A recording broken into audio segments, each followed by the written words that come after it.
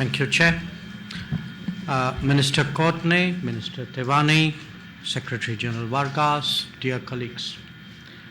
It's my great pleasure to join all of you today at the 4th India-SICA Foreign Ministers meeting. It has been 8 long years since we last met, and the world has changed considerably in this period. What has remained unchanged, however, is our friendship and our commitment. We admire the role played by SICA in Central American regional integration, and thank you collectively and individually for the valuable support that you have extended to forging a strong relationship as well as supporting India in various international and multilateral forums. My presence here today is a testimony not just of our strong ties, but of our desire to see closer ones not just in words, but in actions, policies, and cooperation.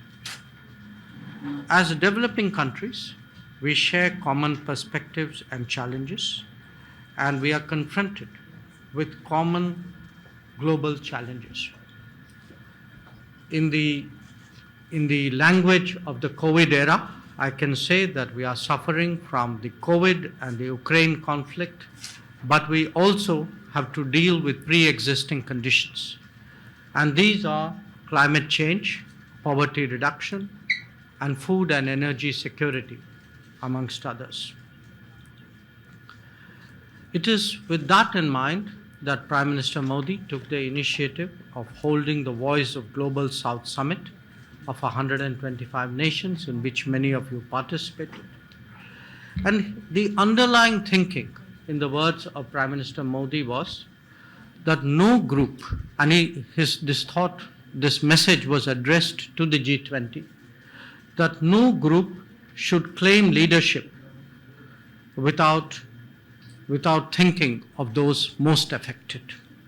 So, soliciting the views of the Global South, fashioning our own positions based on what many of you have conveyed to us, we deemed this as essential in our responsibility as the G20 chair.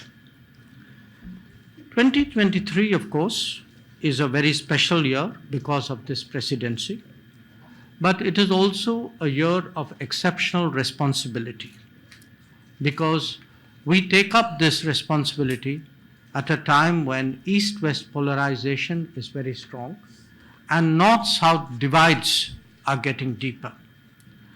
The underlying theme of our presidency, of course, is Vasudhaiva Kutumbakam, which means the world is a family.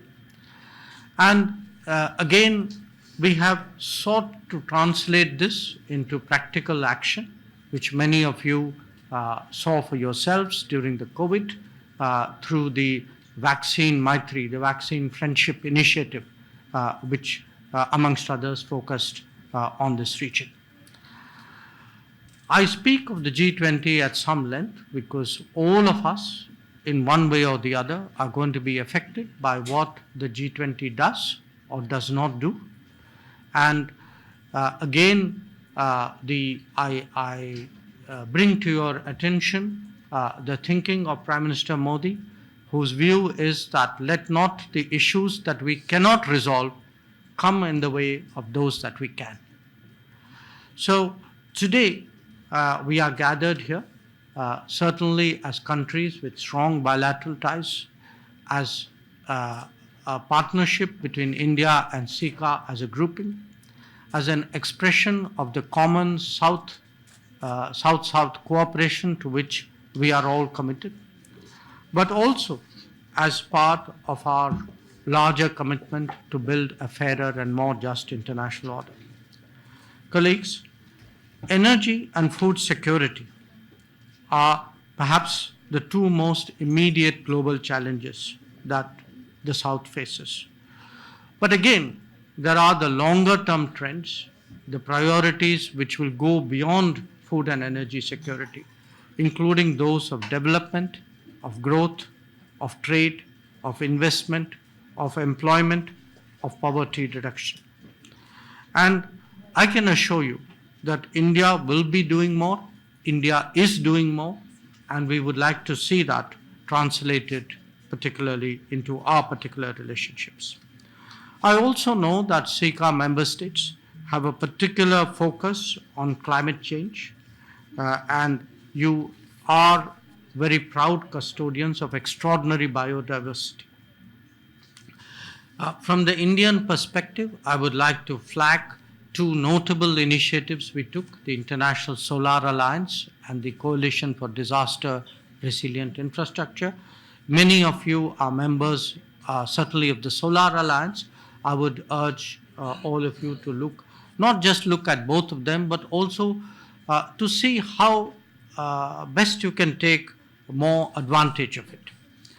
A third initiative which I would like to bring to your attention is the declaration by the UN of the International Year of Millets. We believe that a substantial expansion of global production of millets has the potential to address food security on a lasting basis. Not just food security, but also nutritional security, because it is a good source of iron, vitamins, and micronutrients. Millets have been part of our tradition for many centuries, and certainly the world would be better served if we were to revive that. If I were to turn to a somewhat different subject, with each one of our SICA partners, I'm also conscious that you host a community of people of Indian origin. I want to take the opportunity to say that this community today forms a very effective bridge between us, and we certainly appreciate very much the space and the role and the opportunities for contribution that you have given to this community. So, in conclusion, let me emphasize that today it is a new India that seeks to partner the SICA, an India that is a digital deliverer, that is an enthusiast of startups, that is a pharmacy of the world, that is a growing manufacturing power, that is a climate leader, and that is a science and technology partner. Our motto for the G20 is one earth, one family, one future, and the same spirit we bring to the SICA deliberations. Thank you very much.